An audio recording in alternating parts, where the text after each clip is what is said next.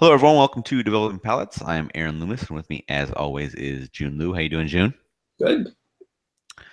Today, we are talking about the 601 La Bomba Warhead III. This is a Lancero, 7.5 inch by 38 ring gauge, blended out of the La Zona factory in Nicaragua. Wrappers Connecticut Broadleaf, binder and filler are both listed as Nicaraguan, blended by Hector Alfonso. Price point on the cigar is $10.95, and the cigar was released in July of 2016. So with all those details out of the way, June, what was your pre-light experience like? A very good and unique one when it came to the nosing experience. So first, the presentation of the cigar. Thought it had a very thick, hardy Maduro shade wrapper. The fairly aggressive box press on it. It felt that it was well bunched and rolled. I had a nice little uniform give to the whole cigar without any soft spots. Things are roughly pressed. Seems tight but visible. Cap had a thick triple cap on it, and it was well applied. Moving on to the nosing, on the wrapper I got a mixture of hay, white pepper, and bread. When I nosed the foot, I got this really sweet, creamy, dried nuttiness and white pepper. In the cold draw, I got the cold draw is unique because I got a sense like a musty kind of meatiness to it. Dry red chilies and dry wood. So, it's such a deviation from what I usually just say, like, I got cedar, I got Right. sweetness, or whatever. Yeah. Yeah, the cigar had a dark brown wrapper. Mine had a few like gnarly looking veins that were protruding, and they had like a little bit of a slightly lighter color to them. The seams were barely visible. There appeared to be three well applied caps. Top cap was kind of finished off with a twist that was kind of snapped off. My cigar had like I could tell it was pressed, but it was a slight press. It was almost like it was kind of squarish. But if you looked at it from a distance, you saw kind of that aggressive thin rectangular press. But it just if you looked straight on from the foot, it just looked kind of squarish, where you just had like these really small rounded corners. I can't say that I really detected anything from the wrapper. And the foot was just kind of like a really faint leather. Pre-light draw was more pronounced leather and a little bit of hay, and there was also like a slight spicy tingle that I was getting on my lips. So flavor-wise, what was your experience like first third to final third?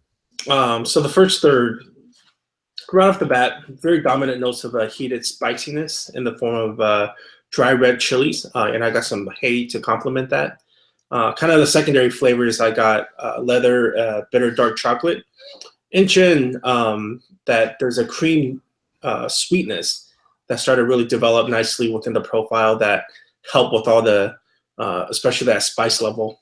Through retrohale, I got a sweet and spicy mixture of heated dried chilies, red chilies, cream nuttiness, bread, sweet cream, and sharp oak.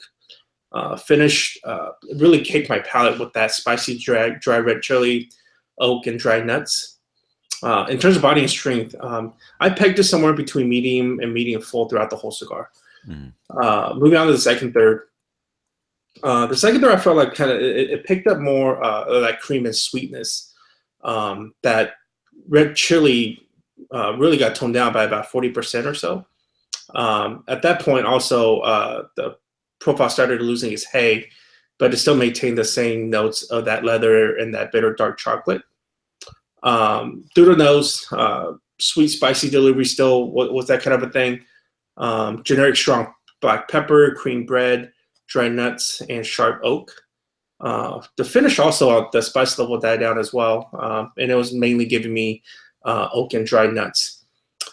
Moving on to the last third. The last third kind of, my main thing that I kept thinking about is still that sweet and creamy delivery.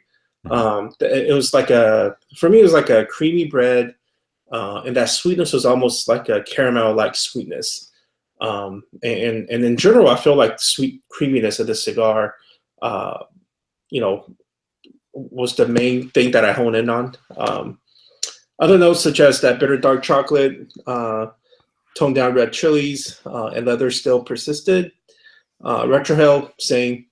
Generic strong pepper, black pepper, cream bread, dried nuts, sharp oak. Finish also the same thing. Toned down red chilies, oak, and dried nuts. So all in all, I would categorize this as a like a sweet and spicy, earthy kind of a cigar. Hmm.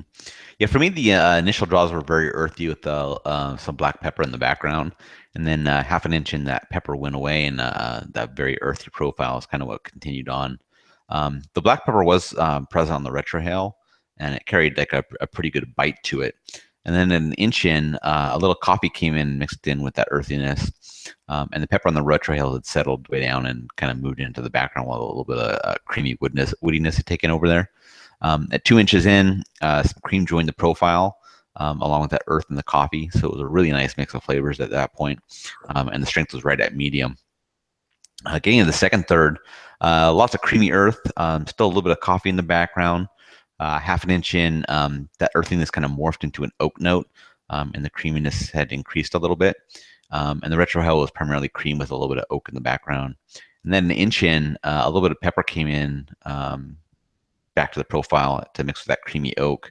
And then at 2 inches in, pepper goes away and the oak transitions kind of back to that earthiness, and that cream remained at the level it had been there, and strength that continued to be at medium. And then final third, it's still that creamy earthiness profile, which is really nice. 3/4 of an inch in, that earthiness transitioned back to the oak, a little bit of bitterness, and that creaminess is kind of maintaining its level there.